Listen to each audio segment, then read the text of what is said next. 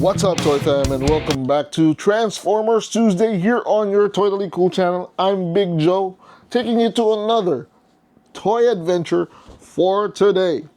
Yep, Transformers Tuesday is all about the people or the robots from Cybertron and Autobots, Decepticons, more than meets the eye.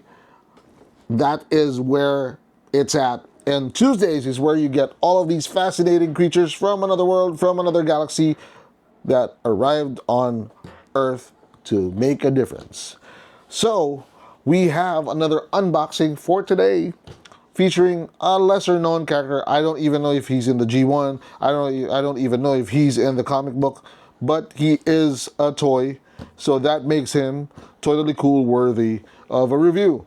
So for today's episode, we have from the Transformers Legacy line, typical of the black box from the Transformers Legacy line, the DK-3 Breaker. You know, we're getting a lot of these guys. We got the DK-2 Guard, now we got DK-3 Breaker. What's next? DK-4 whatever. Yep, I'm not hating. I'm just saying it's starting to become generic. Hasbro, you gotta do better. You gotta, shake it up a little bit. But for now, let's see what's inside. But for now, let's look at the box. Right before that, let's look at the box, and it's just your simple Legacy box. You've got the black, you've got the brown accents, you've got the figure in front showing you what he might look like when we remove him from the box. And at the bottom, you've got DK-3 Breaker. He is, I think, a Voyager class. He's a Deluxe class. All right, he's a Deluxe class. On the right side, he's an Autobot. Let's see what he looks like. Let's open him up. Right. Same as before. I have not seen this because it does not have a plastic window, so you know if it's been opened or if it's not. Let's take him out and free him up. Okay. Struggle, struggle, struggle. Ta-da!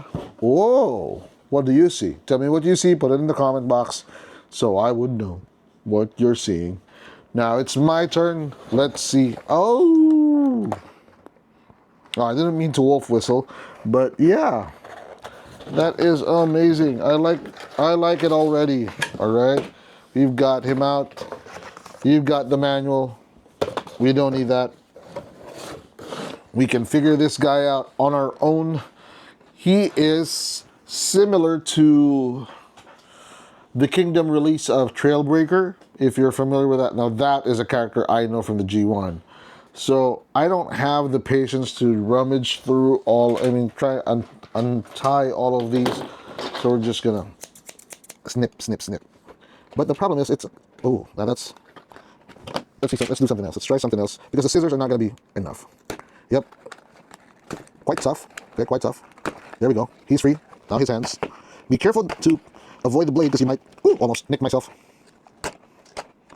Be careful. Do not cut. Didn't mean for that to happen. But okay. There we go. That is Trailbreaker. There's something on the back which I intend to get also. I'm pretty sure this is his blaster. It's wrapped in a piece of paper. Yep, it's his blaster / arm attachment. Goes on like this, so it looks like it's part of his arm. But it's actually, there we go. Okay. Okay, Trailbreaker. Yeah, looks like it's Trailbreaker. Now we've seen something similar to this mold in previous unboxings. I think you can refer to the old episode on Lift Ticket, and this is of the same mold. Probably, I've not tried to transform him yet, but let's take a look at the figure. Okay. We're already starting to see some things that we don't like the loose joints on the knees. The other one's pretty okay, but the right one is loosey-goosey, all right? And then, so that's going to create some issues when you try to pose him. And then you've got the arms that are stuck to the door panels, okay? Limits his mobility and limits his posability. Let's take a look at all the things around and give him a 360. Yep, that's the face that we know from Trailbreaker. You've got the eyes. It's just a different color, guys. It's just a different color. But these are the things that we are familiar with. You've got I think this is a blaster or some kind of weapon on the shoulder mounted weapon. And then you've got some kind of a wave emitter or something on the left shoulder. All right. And he turns into a pickup truck with a cab. Okay.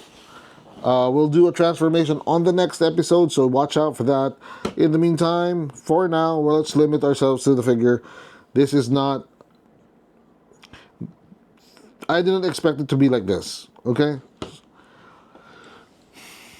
Couple of things that I like. The touches of red that break the pattern. I always like to mention that, if you would notice in our previous reviews. I always like to see how the aesthetic affects the look of the character. So you've got it's generally a blue and gray figure, mostly blue. You got 85%, maybe 80% blue. You got black for the tires and a few accent parts that are gray. I think just two: the legs, the upper leg, and the front arm, the forearm. But everything else is blue with decals of yellow, orange, and red, like here. Okay. Is it not supposed to do that? I hope not. Otherwise, it's a parts former, right? Okay, let's get down to the figure. Let's do a first impression. The box was not impressive. It was not eye-catching. It was even borderline ugly. Yep. Whoever thought that this design would capture the imagination and the excitement of collectors really had a problem. Yep, they were trying to... You can't sell a toy and not show it through a window. All right? Maybe for die-hard avid collectors like myself and others like me, you may get a pass, right? People, they may let you slide. But if you're gonna attract new collectors, you're gonna want to show what's inside, right? So I'm glad that Hasbro moved into the windowed packaging, because now you see what you're gonna get. At least, give me something, right? So the packaging is just doesn't even give you a first impression of the figure. And then coming out of the box, it does look decent. It looks decent. It looks okay. Yep, I might be able to work with this. And then you go into the playability part. This part is just unacceptable. This part that you can take off. I know this is sometimes a strategy for some toy manufacturers to prevent toys from breaking when they're being handled roughly. But come on, guys. It's not supposed to detach, right? Give it a little give, but not supposed to detach. So the first impression is just playability is also shelf appeal. Again, if you have a Trailbreaker, if I'm not mistaken, is green, or is he gray? I think he's gray. If I recall him correctly, he's gray. So this is an absolute repaint. Okay, an absolute repaint.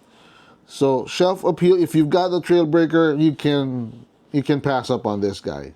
But if you want to have, a storytelling time where you think Trailbreaker has another friend or cousin or brother, DK-3 Breaker might fit that slot. But if you ask me, I shouldn't have bought this. Price point, it's not that expensive. But if you think about the money that you spend on a repaint, then maybe you could spend it on something else. You can maybe save it up for the next figure that gives you the oohs and the ahs. And except for this one, it just gives you the All right? So I think you know where this is going when we do a final toy review. But the price point is like, again, I don't regret the money I spent on this one, but I wish I could have spent it on something else. So yeah, I do regret it. All right, let's do a final toy review. This is going to be a quick and nasty one. Final toy review, is he not cool? Is he cool? Or is he totally cool? I'm sorry, man. You did your best. Let me know what you think in the comments box. 5, 4, 3, 2, 1. I think he's not cool. Oh no! Right? He's not cool. Why? He's a repaint. He doesn't have a thought-provoking name. He doesn't have a unique figure or feature about him. He's basically Trailbreaker in blue, right? Which is basically saying that you have a different car because you bought your other car, your first car or your only car went into the car shop, got a different paint job. Those are not two separate cars. That's just one car with a different paint job, right? Am I making sense or am I just rambling? Anyway, so he's not cool for that. Not because he's not a cool toy, but because of what went into him. Sadly, if he had a different name, could have been better. Probably could have been cool. So that ends our toy review for this episode. And this is, I'm sorry, buddy. I'm really sorry. Disappointing one. Disappointing toy, but I hope it's not a disappointing review, especially for those of you who are still trying to think about what to add on to your Transformers collection. If you're stuck in the middle between this one and another named character, I suggest pass on this one and go into the direction of getting something that's named, something that's older, something that's rarer. Save your money for that instead of getting this one. This is more of like a placeholder. If you just need to buy something just to, a quick fix, scratch the itch, it can do. But if there's something better you're looking for and you're saving up for, don't get this guy, save up for that. So that ends our episode for today. Thank you for watching. Hope you liked this episode. Hit like if you did.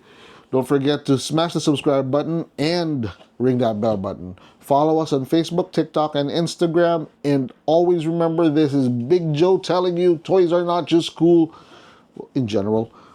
They're totally cool. So happy collecting. Bye-bye.